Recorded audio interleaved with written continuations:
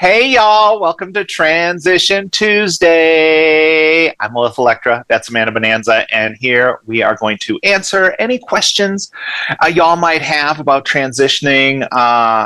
That's probably the end of it, of anything about transitioning. That pretty much long and the short of it there. If you have questions about other stuff, I'm happy to dispense knowledge. I'm a pretty smart girl, but I mean, we could always just do an episode of Car Talk. yeah, let's just ask Ever questions. since Click and Clack retired, the world has not been the same. It might be a case you're having trouble like baking a loaf of bread. I can help you with that. I can help you with cooking stuff. I'd be more than happy to. But today we do have a question. It is about transitioning, kind of keeping with that theme. I have a question. You kind of had a look on your face like it wasn't about. I have a question.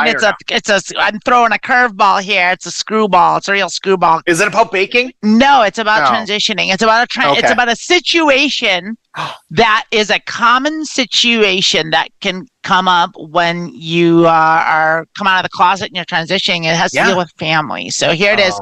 This is from a community forum that I'm in. It's a Facebook group called Just Trans, a group. And this is from Maggie Johnson. She asks, none of my family knows I am trans. Most of my family aligns with the MAGA crowd. My mother does not, but she is unpredictable at the best of times. I do not live with them, but they see me from time to time. Obviously, because of me starting HRT, my body is going to go through some changes. Eventually, they are going to notice.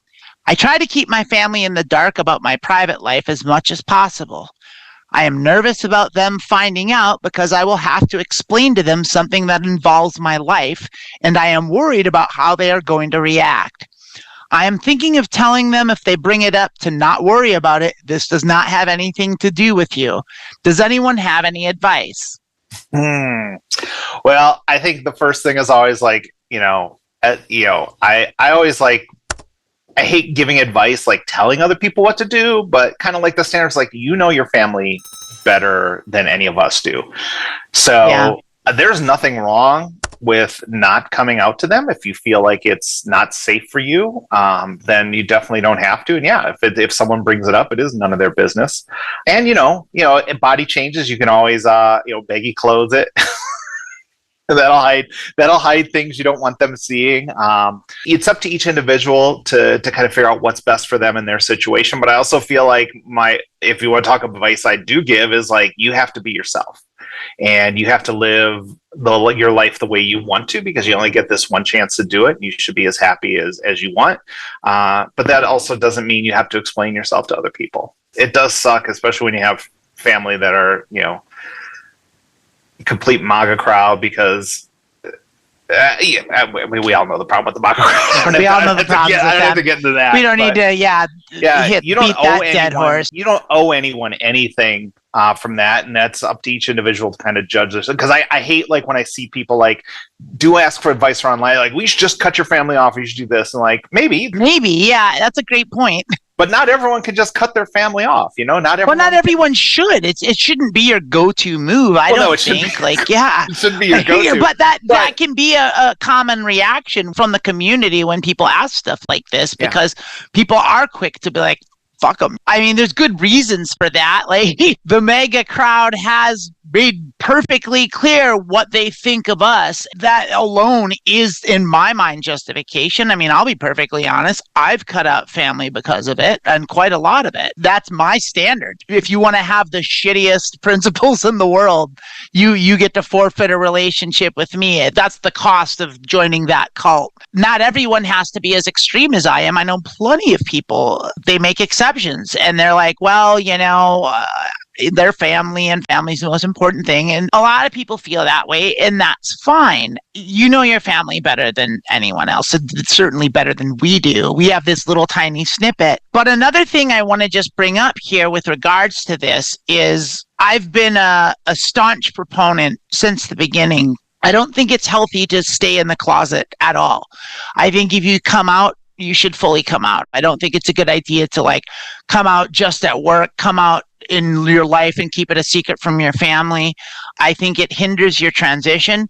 I think it's damaging to your psyche. I think it's damaging to your emotions. I think it makes life more difficult. I think it's just a bad situation all around. And it's something that's so common in the trans community. And I really do hate to see it whenever I do. And I understand that like everyone has different situations and there's safety issues and all that stuff. But if you're going to go so far as to literally take hormones to change your gender, that's not something you can hide. And it's not something you want to. The whole point is doing this other thing and changing your life for the better. If you don't embrace that fully, like it doesn't really work as well. If you want to not tell your parents and let them figure it out in their own due time, I think that's a hell of a good power move, honestly. I think that's great. But don't hide it from them. Don't dress in baggy clothes and boy mode it if you're 2 years into a transition. I don't think that's something that anyone should do. I think you should be out fully. And I mean, even if you're not like advertising it, but like you shouldn't be ashamed and you shouldn't be worried about what other people think. I don't disagree, but also, like I said, each person has to take their own safety into account. And I don't think wearing a baggy sweatshirt means you're boy moding. It's just like they make sweatshirts and women, they make sweatshirts for colleges and women go to college and women wear those sweatshirts. Like that's not.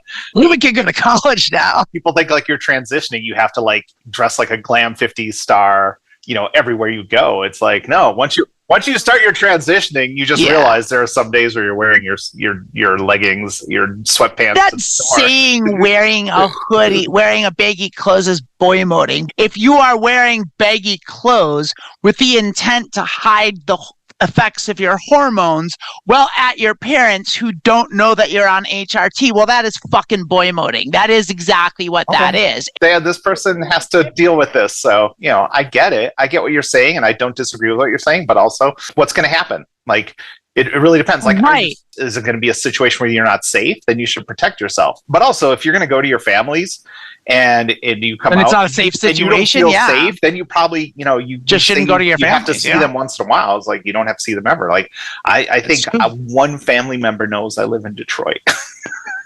Yeah. They don't know what's going on in my life, and I don't care to share that with them. And I'm done with that stuff. And that was a choice I made. But I've also lived long enough to realize that I've made it this far in my life, and I've left people behind in the past, and I know what I'm about. And if people are in my life and they're not with what I'm about, then they don't have to be in my life. And that's easy for me to make because I made those tough decisions 20 years ago.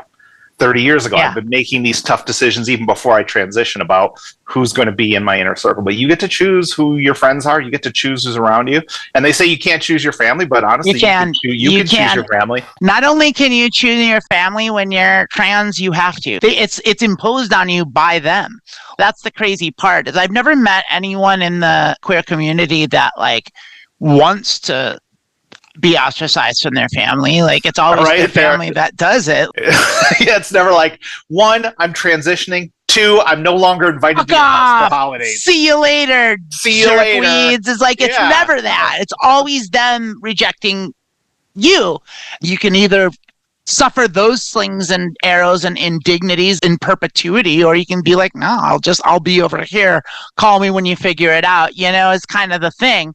And that's where I'm at with a lot of things. And I think that's where a lot of us ultimately get to. It's also like what you're capable of. Like, don't anguish yourself. If it's going to be that hard mentally on you, then you'll figure out how to do it for yourself. By the time I cut things off with my family, I'd already moved away and had not lived in the same area as my family for like 30 years.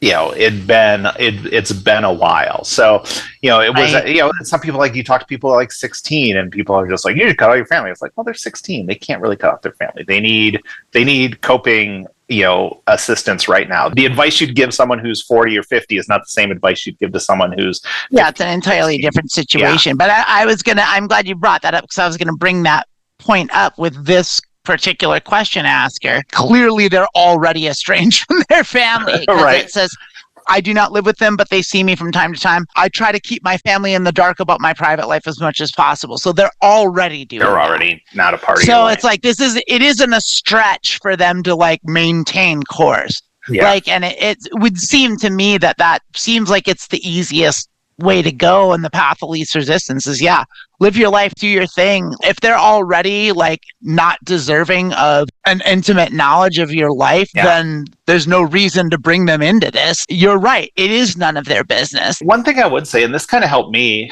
when I came out, instead of like telling everyone and like having individual conversations with everyone, I just started dressing in public and putting it on my social media.